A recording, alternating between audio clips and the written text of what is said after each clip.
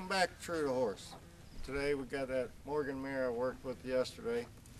We're not going to do much of that anything, but I like to open people's mind to different ideas and everything, and I'm not closed-minded either.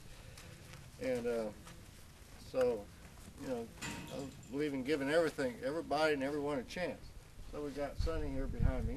Sunny likes to come up here with the horse and explain what she does. And I would like her to explain what she felt about that horse the first time she read it, and afterwards that she can. And I told her to be honest about what she feels now. If she don't feel any difference in the horse, that's fine. We'll just keep working her and see if at some point she actually can feel a difference. So good afternoon, Sunny. Hi, David. Hi, y'all. Really grateful to David for asking me to be part of this, and to Nikki and David for inviting me out. And again, my name's Sunny Saxton, and I am trained as a certified equine body worker. And what my training involves is equine sports massage as well as acupressure. And basically the goals of those two therapies is to work with the tissue of the horse and the energy system, the point system. And the intention behind that is to support the horse in optimum health and wellness. I also do quite a bit of intuitive and energy work. I'm a Reiki master, and I combine all of that together to really get a connection with each horse individually, and then from there get as big a picture as possible on each horse, and let them kind of guide us as to what their needs are individually and what we can do to help support them. So this little Morgan mare named Valor, first time that I met her, very sweet, very friendly, but there is a part of her that is, at least from my experience, just feels very closed off. She's very protective of her heart, of herself, of her inner self, and so from my experience, that's something that is crucial, that we make that connection before we can get a lot of the things done that we want to have done. Without that, you may have a horse that is well trained and willing to go along with what you're asking, but you won't have their heart into it. And so this little mare needs to have her self-esteem worked with and trust issues. She's got a lot of trust issues. So we're to build that trust, and she's a great little horse, so it's a really neat opportunity to work with her. Yeah, I can't remember how deep I went into her history yesterday, but basically this horse is an older mare, but she's been used a lot, and nobody's really, so she's got that work mentality. She's a nervous mare when she's away from her buddy right now, but in time, with me softening her up like the process I did yesterday and keep traveling on it, when she starts bending real soft in the neck, then I climb on board and then we start working her. But the whole thing with me, with her, because she's already broke to ride, but I got to create that softness. So when she does something right, you'll liable to see me actually train this horse for 5 minutes. The rest of the time we're just tooling. We're just letting her ride on the buckle, or the horse loose rein, and just go along with the flow with it. And then I'll work her mouth a little bit. She gives me, in other words, I'll talk honest, loud, and clear for her. When she gives it to me, I give it back to her.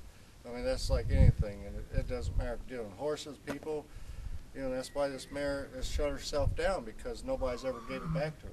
That's right. And hell, it happens with humans. I mean, people open their heart, they get stomped on, and they close it off. But the way I look at it, that's a no-win situation.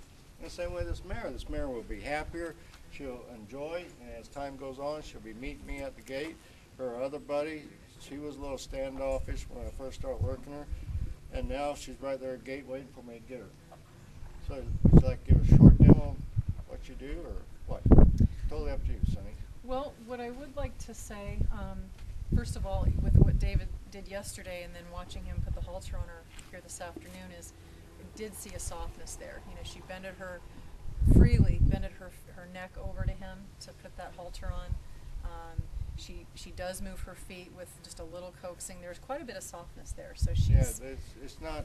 she doesn't have a big brace Yeah, in there. bracing. When she does do it, she's just boom, taking Yeah. off. She's Yeah. doing it and that's when all my videos I preach this, or I try to, or mean to.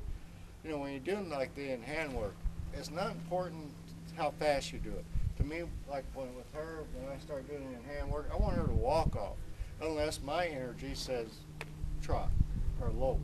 You know, and I don't do much verbal communication because I like to keep that natural tendency in that horse to read the body, and just because they see it, and our body does change, and you know that, you know, when we ask them more. So, Well, and the work that you did yesterday, David, with the pole was just great because they do have pressure points up there that do release endorphins. yeah, endorphins, and it does help on a stiff horse. Instead of sitting there yanking on their mouth, just keep rubbing. And I found in the past some of the horses, at first they hate it, but then you start feeling lowering the head, and when they start lowering the head, you can start bending them. And like she did yesterday, at first she backed off, so if I just keep at it, then if you know, me, I play with a lot of stuff. Like you can actually start playing with it, and this mare will start looking for that hand. In other words, while you're bending, you can move this hand, then you can grab that nose, and she'll follow that hand right over to it. Well, a lot of times a horse has never been, you know, like the pole work. They've never been touched that way, so they're not sure what you're doing. But once they get the idea of it, then they relax into it, and just have never had that experience before. So that's a great tool that anybody this old can use. mare, and I've already got comments on it. People out there really appreciate it because, like, one's a volunteer at another rescue, and they got a bunch of older horses, and I got something that she can stretch these horses out without, you know, getting them out and tearing their bodies apart. So it is a handy, and that's what, you know, in the training aspect of it, and I try to tell everybody this who goes to my clinics, don't get stuck in one mode. You know, because everybody says, well, I studied, follow this guy, I follow this lady, I follow this guy. Crap.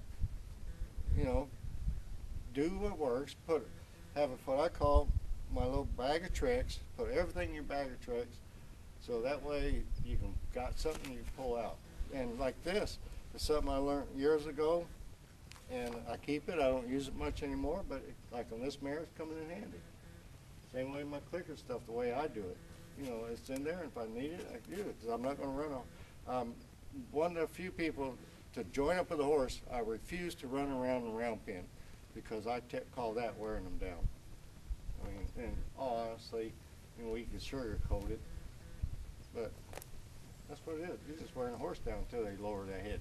They ain't relaxed when they lower that head. They're covered in sweat. Yeah, I mean, it doesn't take rocket scientists to figure it out. They're licking their lips because they're thirsty. Yeah. They're not giving in, but you know, us humans, we gotta sugarcoat it.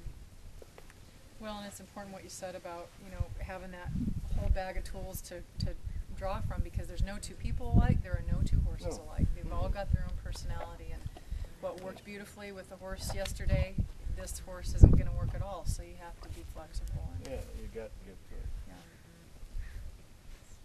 So that's pretty much it on my side. That's it for today. That's for a day? Okay, we can go play around. Okay. Well, as I say to everybody, be true to horse, and dang it, be true to yourself. I mean, that to me, that's important, because you can't be true to the horse until you be true. You got it. Well, see what I did? I put my phone in vibrator today, folks, so y'all don't hear it beeping at me anymore. Well, I got it in my back pocket, so if I grin, hey, just say, oh, David's getting a thrill. But anyway, be true to the horse, be true to yourself, and God bless and take care. Yeah, God bless.